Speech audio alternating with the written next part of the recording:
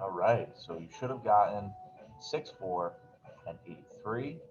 When you plotted these, you're noticing that this line is pointing down when we're looking at it from left to right.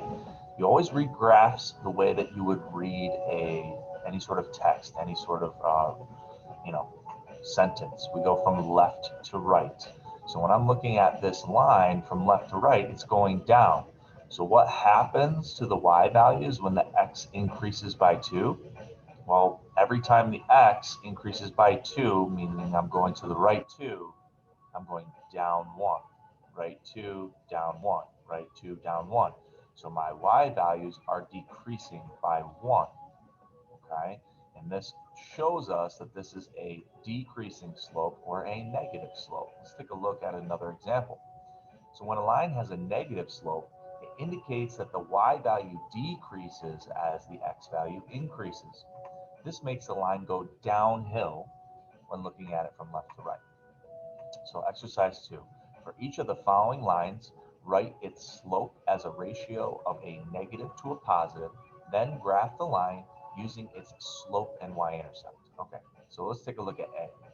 First of all, my slope is this negative 3/4, and I don't like how thick that line was. There we go.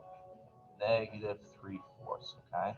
So what that means is when I write my slope over here, it's down 3 and then right 4, okay?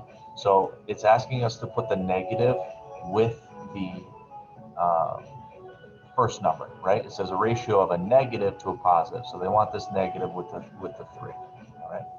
Our y-intercept here is +6. That means we're at +6 when we start on the y-axis.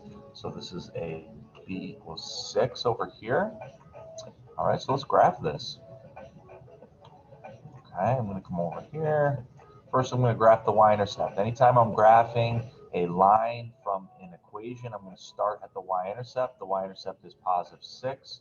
So on this y-axis, I'm starting here at +6. Okay. Now remember, the slope tells us where to go. It's a roadmap. The top number tells us up or down. The bottom number tells us left or right. So we're taking this negative with the top number, and this means -3. What does that mean to our slope, our roadmap? It tells me to go down 3. So I'm actually going to show what that looks like here. I'm going to go down 3. Okay. 1, 2, 3. All right, so I'm down here.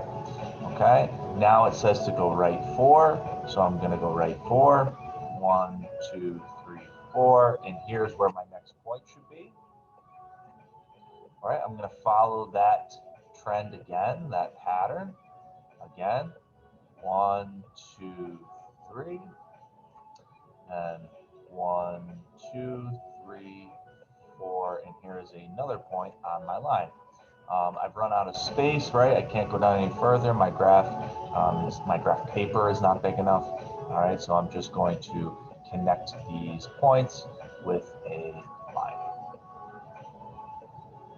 Okay, I'm going to extend this line so I make sure that I am showing that this would keep going if we had more space. Okay, and here is my line. Again, I'm going to get rid of these guidelines because they're not part of the line. And now I have my nice line. So this is the line y equals -3/4 x plus 6. I'm going to label it.